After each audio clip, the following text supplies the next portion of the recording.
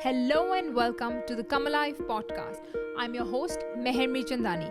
I'm a mother with a story, a business leader with a vision, and an author whose work focuses on transforming lives and relationships through a better understanding of self-love. Today's episode is called Knowing Yourself.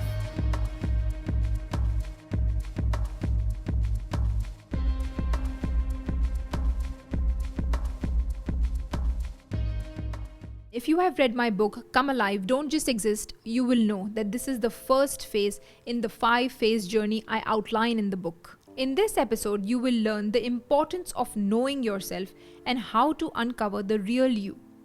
Why does this matter? Well, imagine living with a partner you don't know for the rest of your life. How would that feel? It's exactly the same with yourself. You live with your mind and your thoughts every waking moment of your life, plus your sleeping time when you dream. So, it's crucial to know what is good for your mind and what's not. And so, by the end of this episode, I trust you will see how knowing yourself is the most important phase to leading a fulfilled life and coming alive. Knowing yourself will help you get closer to your goal of falling in love with yourself. And I will also share 5 things I did to get to know myself, which will in turn teach you to connect with yourself. Knowing yourself means respecting but not attaching to your strengths and weaknesses, your passions and fears, your desires and dreams, your thoughts and feelings, your likes and dislikes, your tolerances and limitations. The first step to loving yourself is to know yourself. You cannot be in love with someone you don't know. I've often heard friends and clients mentioning how empty and lonely they feel. We build relationships with people by starting to know them and spending time with them. The more time we spend with them, the stronger our relationships get. And we also build friendships for life. So this brings us to the question, how strong is your relationship with yourself? What are we doing to spend time with ourselves and know ourselves? How will we grow ourselves if we don't know ourselves?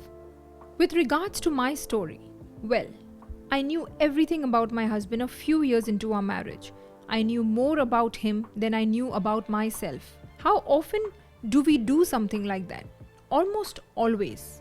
It's been 16 years since I have known my husband and only 4 since I have known me. I met myself 40 years ago, but never thought of knowing myself as deep as I wanted to know my husband, because my programming created the belief that my husband is the most important person in my life, and to take care of him through love and appreciation is my utmost responsibility, because that is the relationship I saw growing up. I saw my mother serving and living for her husband and her children, hence I was programmed in the same way. My mom is a speech therapist by education, and she wanted to practice her profession. However, when she got married, my granddad stopped her. And then when she moved to Dubai, she already had 2 kids who were her top priority. My father needed the support to grow his business, so what she wanted was not important. When I got married, my husband was my priority, and hence the pattern of my mom was repeated through me. No one teaches us to know ourselves, our soul selves, how to nurture ourselves, appreciate ourselves, and be in love with ourselves. We are not our priority. I did and do exactly how my mom did things, which is beautiful, and I am grateful.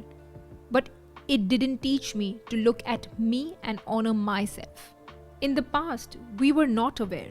Today, we are aware. Hence, similar to the way we spend time with people to know them and connect to them, we also need to go through the same process to know ourselves. It's exactly the same process as your courtship with another.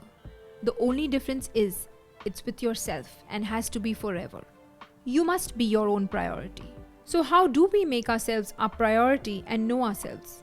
I will discuss 5 ways to help you know yourself. 1. Silence and meditation.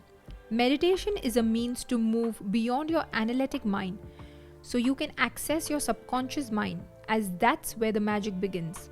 When we sit in silence, we reason out our thoughts and feelings and dig deep to release them. Most of the time it happens on its own. Meditation empowers you to become more you. It also helps you to silence the voice in your head that is not us. It helps us differentiate ourselves from the inner chatter, the thoughts that goes on in your head. 2. Journaling and gratitude. Gratitude is the highest form of receivership. When in gratitude, our energy changes, and that's the energy we need to attract more of what we are grateful for.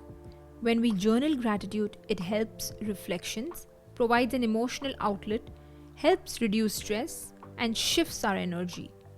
It puts us in an elevated state of being. 3. Affirmations. Affirmations help us to reprogram the subconscious mind and encourages us to believe certain things about ourselves. They are positive things we say to ourselves or about the world and our place within it. The important thing about affirmations is that it works best once we do it in combination with other things. And it's something we need to practice daily. 4. Reading and learning. When we commit ourselves to learn new information every single day, we biologically wire that information to our cerebral architecture. And this new information helps us view life, circumstances, and feelings from a new perspective.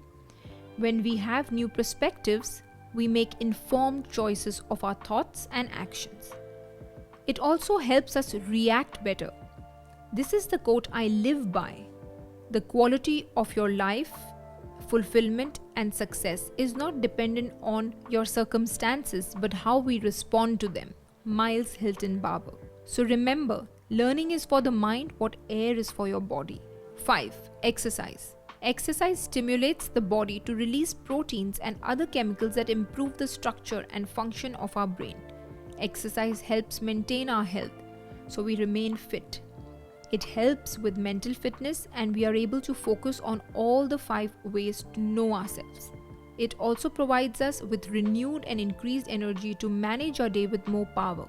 It increases our strength to deal with all fronts of life with elevated energy. Hence, exercise is vital to connect to yourself.